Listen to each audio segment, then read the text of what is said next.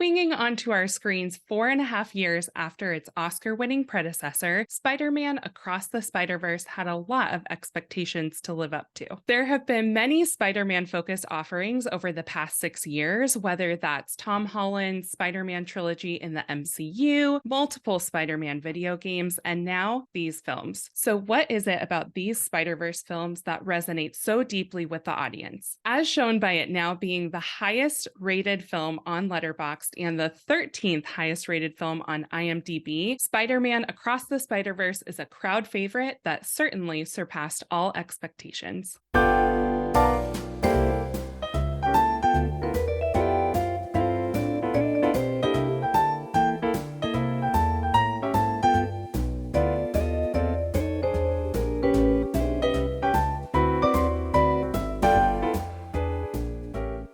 Spider-Man Across the Spider-Verse reunites us with Gwen Stacy and fills us in on some of her personal backstory. I feel like we got to spend a good amount of time with Gwen in this film and really got to see the parallels between her and Miles' stories of being teenagers at odds with their parents. Through a series of events, Gwen ends up joining the Spider Society, a group of elite spider people from various universes who are set in place to ensure the safety of the whole multiverse. After joining the Spider Society, Gwen heads to Earth 1610, where she not only reconnects with Miles Morales, but where she also tracks this film's villain, Spot, who uses the spots on his body to open portals. While Gwen is tracking Spot, Miles follows her into one of these portals, and they find themselves face to face with a number of different spider people. As all of these spider people come together to try to solve a problem, it becomes clear that they might not all be on the same page. The rest of the film leads us on a wild adventure through the Spider-Verse that will leave you on the edge of your seat. This sequel does a great job of building off of what the first started, especially in regards to Miles and Gwen. They are both at pretty pinnacle moments in their lives and in their rise to adulthood, and I love that we get to spend time with both of them outside of their spider personas, getting to see their lives and their struggles behind the mask. This film is the second in this Spider-Verse trilogy, and this one does a great job of continuing to develop them both on their journeys as young adults and as superheroes. Additionally, we're introduced to a lot of other fun characters that I feel like have potential to be fleshed out in the future. That being said, as someone who is not a comic book girly, who doesn't play video games, who doesn't know much of the comic history, I did not experience this movie in the same way that others in my theater were. There would be different variations of Spider-Man that would pop up, and the people in the crowd would be howling and cheering, and I had no idea who they were or why they were significant. What I will say, though, is that that didn't hinder me from understanding or enjoying the film as a whole. Would it have been the cherry on top?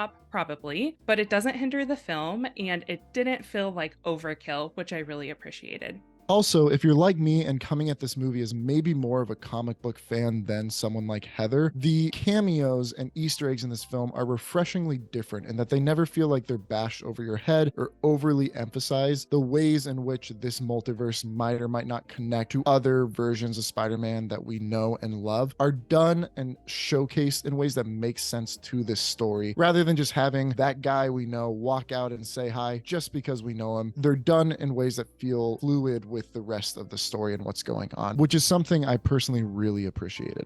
The animation of this film is truly a work of art. It is diverse, it is colorful, it feels so honoring to the heart of the comics that it's derived from. What is so impressive to me is how there isn't just one animation style throughout the film. The artists are able to create a different feel for every universe that we go to and for every Spider-Man that we encounter that accurately reflects that character's personality and emotions. When we're with Gwen, we see these soft, moody, watercolor visuals. When we go to the future 2099, it's a world that looks unfinished. When we're with Daniel Kaluuya's Spider-Punk world, it is appropriately punk rocky, colorful, and jagged. In addition to the changes in the animation style as we travel through the Spider-Verse, we also get variations to the film's score, going from lo-fi beats to intense pieces to more subdued themes. This is a soundtrack that has something for everyone. I love that we weren't just dropped into a world and were told to believe it, but that they really created the world for us, and they did so in such a beautiful manner.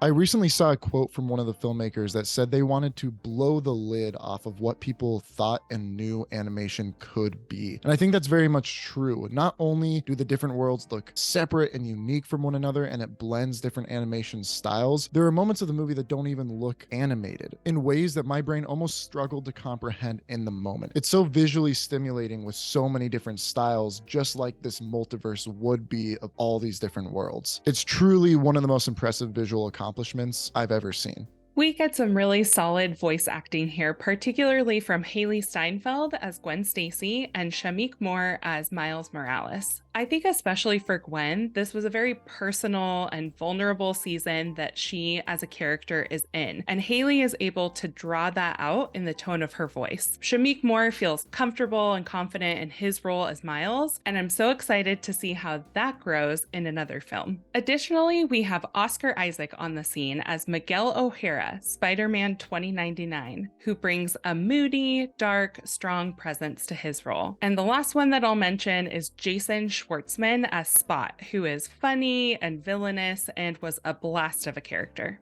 Spider-Man Across the Spider-Verse is certainly an example of a multiverse movie done right. There is purpose, intention, and individuality for all of the places that we go, and it doesn't feel like something I want to roll my eyes at. This is, however, an overlong middle portion of a trilogy. I think that had it tightened up a little and rounded off its arc a little more, this would have been near perfect. I am thrilled that we get another one of these and that we potentially only have to wait until next year to see it. All right, everyone. Well, that was our review of Spider-Man Across the Spider-Verse. As always, let us know what you thought about the movie down in the comments below. Make sure to like, follow, and subscribe for more reviews and movie content just like this. Thank you so much for watching. We'll talk to you soon.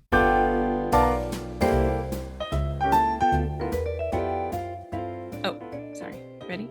Hold on one sec. Oh. I'll be right back. Okay. I just want to show you. You want to come hold it? Here, check out the snake. You want to see a snake? Yeah, of course. Oh, He's a little quick guy. There's the camera up there.